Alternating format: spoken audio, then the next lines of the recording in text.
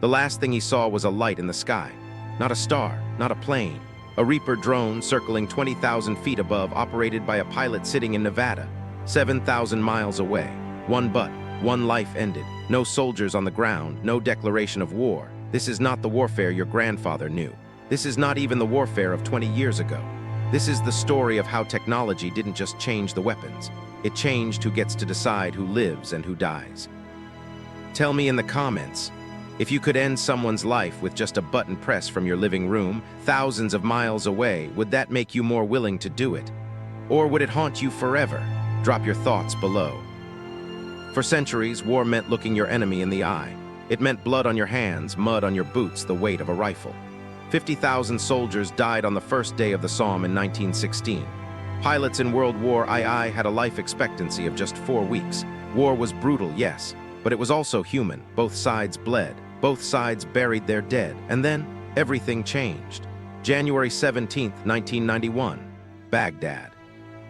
The world watched on CNN as precision-guided missiles lit up the night sky like a video game. War had become clean, surgical, remote. Here's my question for you. Is war more moral when soldiers risk their own lives, or less moral because more people die? Comment below with your perspective.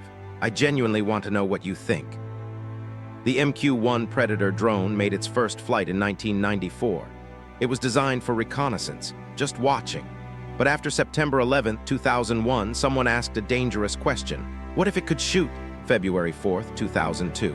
A Predator fired a Hellfire missile in Afghanistan, killing 3 men the CIA believed were Al-Qaeda. It was the first targeted killing by drone in history.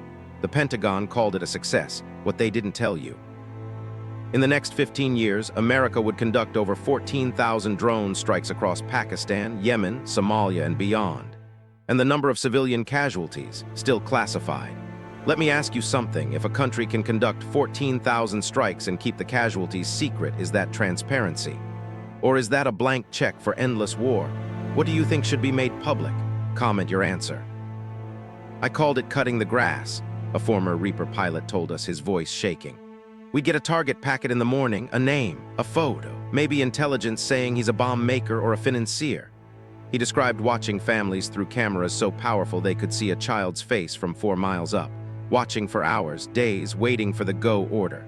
You hit the button, you see the flash, and then you go to lunch, drive home to your kids. It didn't feel like war. It felt like I was playing God. He couldn't finish the sentence. 400 confirmed kills. He was 26 years old when he quit. This breaks my heart every time I think about it. Put yourself in his shoes for a moment. Could you kill 400 people and then go home to dinner with your family? How would that change you? Would you be able to live with yourself? Tell me honestly in the comments. Noor Bayram is a Pakistani journalist who has spent 15 years documenting drone strikes. He arrives after the smoke clears, after the drones have gone home. The Americans say they only kill terrorists, he tells us, holding up photographs. But I have photos of 114 children, all killed by drones. A wedding party in Yemen, severed in half by a missile meant for one suspected militant who wasn't even there. A family in Somalia incinerated because their heat signature matched a pattern in an algorithm. The Pentagon maintains a 90% accuracy rate, but when you launch 14,000 strikes, that means 1,400 mistakes. 1,400 families who will never get an apology. Here's what I need to know from you. If your government told you they were 90% accurate, would that be acceptable to you? What if your family was in that 10%?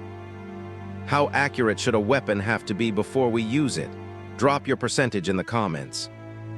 But drones still have humans in the loop. A pilot, a decision maker. What happens when you remove even that? In 2021, a Turkish-made Kargu-2 drone in Libya reportedly hunted down retreating soldiers without human orders. It used facial recognition and AI to select targets and engage them. It was the first documented case of an AI weapon making a kill decision on its own. The United Nations called it a potential war crime. Turkey denied it. Silicon Valley engineers now design weapons Tesla's former autopilot team. Some now work on autonomous fighter jets. Google employees resigned in protest when they learned their AI research was being used for military drone targeting. The question is no longer, can we build it? The question is, should we? This terrifies me, honestly. Should we ever let AI decide who lives and who dies? Or is there a situation where you think it would actually be better than human judgment? I'm curious where you draw the line. Comment below. The marketing is beautiful. Precision munitions save lives, the defense contractors say. Minimize collateral damage. The Joint Direct Attack Munition, JDAM, can hit a target within 5 meters. Incredible technology, except when the target is an apartment building, or a hospital, or a refugee camp. In 2023, Israel dropped over 1,000 JDAMs on Gaza in 1 week. Precision weapons that killed thousands of civilians. Precision doesn't mean moral. It doesn't mean just, it just means.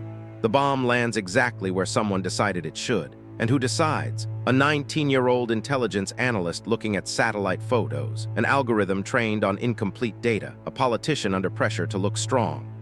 War hasn't become more humane, it's just become easier to justify. Let me get your take on this. Does having more accurate weapons actually make war worse? Because it makes leaders more willing to use them. Or does accuracy always save lives? What's your position? Comment now. Here's what terrifies Pentagon officials at night. Drones are cheap. A Reaper drone costs $32 million. A commercial DJI drone, $1,500. Strap explosives to it. Congratulations, you've just built a weapon that's been used in Ukraine, Syria, and Yemen. The technological advantage America spent billions developing. It's now available on Amazon. Iran has armed drones. China exports them to dozens of countries. Even non-state actors, Hezbollah, the Houthis, drug cartels in Mexico, now have drone fleets. The genie isn't just out of the bottle, the genie is mass-produced, and there's no putting it back. This is the part that keeps me up at night. If terrorist groups can build military drones from Amazon parts, how do we stop that, can we? Or is that just the world we live in now? Tell me what you think the solution is. Comment your ideas below. But the deadliest weapons of the 21st century might not explode at all. In 2010, a computer virus called Stuxnet destroyed 1/5 of Iran's nuclear centrifuges. No bombs, no soldiers, just code. The virus was so sophisticated it took researchers years to understand it.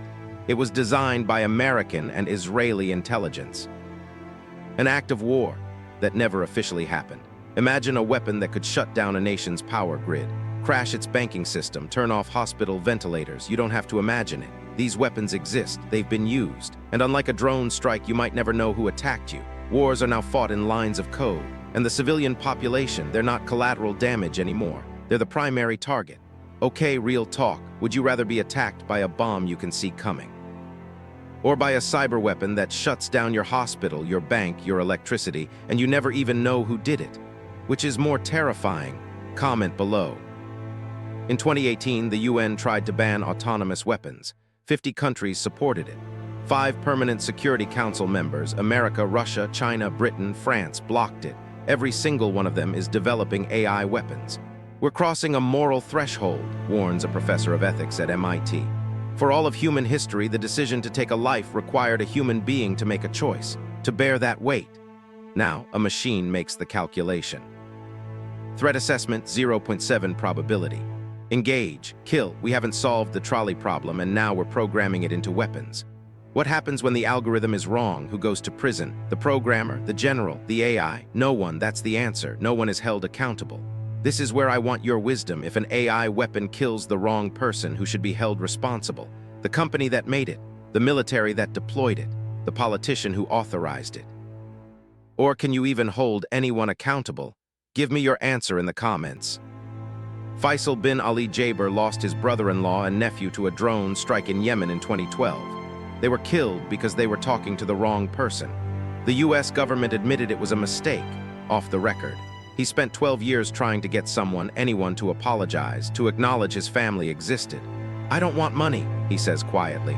I want someone to say their names, to admit they were innocent. No one ever did. Basma lost her 8-year-old daughter in Baghdad when a precision strike hit the wrong house. Ahmadullah's farm was obliterated hunting a Taliban commander who hadn't been there in months. These aren't statistics, they're people. And war's new efficiency has made us forget that. Put yourself in Faisal's position for just a moment. Your family is killed by mistake. No apology, no acknowledgement, nothing. What would you want? Justice, an apology, compensation, or just someone to admit they existed? Tell me in the comments. Let's be clear about what happened. In 2001, armed drones didn't exist. Assassinations were illegal under US law. By 2010, the president had a kill list he reviewed every Tuesday. American citizens were being targeted without trial. Signature strikes killing people based on behavior patterns, not identity, became policy. Every line we said we wouldn't cross, we crossed. And then we normalized it.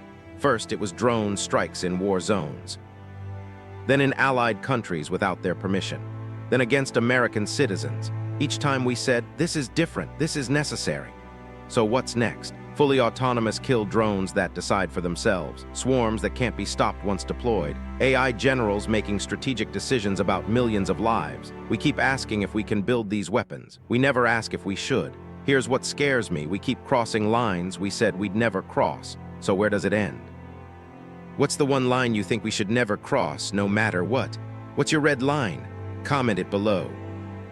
February 2022. Russia invades Ukraine, expecting a quick victory, but something unexpected happened. Ukrainian forces, massively outgunned, started using $500 commercial drones to destroy $5 million Russian tanks. Warfare changed overnight, not in Pentagon labs, in the mud and desperation of an actual war. Teenagers who grew up playing video games became the most effective anti-tank operators in history. 3D printed drone parts. Crowdfunded weaponized quadcopters. The future of war wasn't being fought with billion-dollar weapon systems. It was being fought with technology anyone could buy. And China, who manufactures 80% of the world's commercial drones, is watching very carefully. This changes everything, doesn't it? When a $500 drone can destroy a $5 million tank, does that make war more likely because it's cheaper? Or does it level the playing field so smaller countries can defend themselves? What do you think this means for the future? Comment your prediction. So where does this end? We've created weapons that kill without risk, without remorse, without memory. We've made war so easy that we're always at war. America hasn't gone a single day without dropping bombs somewhere in the world since 2001. Not one day. We don't even notice anymore. No draft, no rationing, no victory gardens, just endless war in places most Americans can't find on a map. 14 countries, ongoing operations. Conducted with weapons that let us pretend our hands are clean. I think about them sometimes, that drone pilot told us. The people I killed, I wonder if they were guilty, I wonder about their kids, but mostly, I try not to think about it at all.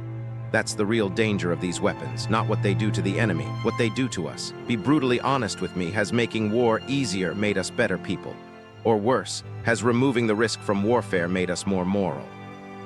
Or less, I really want to know what you think. Comment below. War has always been hell, but it was a hell we understood. Soldiers came home changed. Societies mourned their dead. The cost of war was visible, tangible, real. Now, war is invisible. It happens in the cloud, in classified briefings. In deserts and mountains we'll never see. The weapons have changed. Drones, AI, precision strikes. They've made killing easier than ever before. But they haven't answered the oldest question of all, just because we can kill with the push of a button. Should we? These weapons didn't change warfare. They changed us. They let us wage war without sacrifice, without accountability, without having to look into the eyes of the people we kill. And that might be the most dangerous weapon of all. Final question, and this is the most important one. If you had the power to stop the development of autonomous weapons, AI-powered killing machines, and push-button warfare, would you? Even if it meant your country might fall behind, even if enemies kept developing them. What would you do? This is the choice our generation faces. Tell me in the comments. Technology will keep advancing. The weapons will get smarter, faster, more autonomous. But somewhere in that progress, we have to ask ourselves what we're willing to become. The next generation will inherit these weapons, these precedents, these wars without end. Will they use them more wisely than we did? Will they find a way to put limits on what technology permits, or will they just push the button more efficiently? The choice isn't about the weapons we build. It's about the world we want to live in. A world where anyone, anywhere can be killed by a decision made in an air-conditioned room 7,000 miles away. Or something better. That choice is still ours. Thank you for watching this entire documentary. If it made you think, if it made you uncomfortable, if it made you question anything, that's exactly what it was supposed to do. I've read every comment you've left, and I want to hear your final thoughts. What's the one thing from this documentary that will stick with you? Drop it in the comments. Share this video. Let's start a real conversation about the future we're building. Because these weapons, they're not science fiction anymore. They're reality, and we all have to decide what we're going to do about it.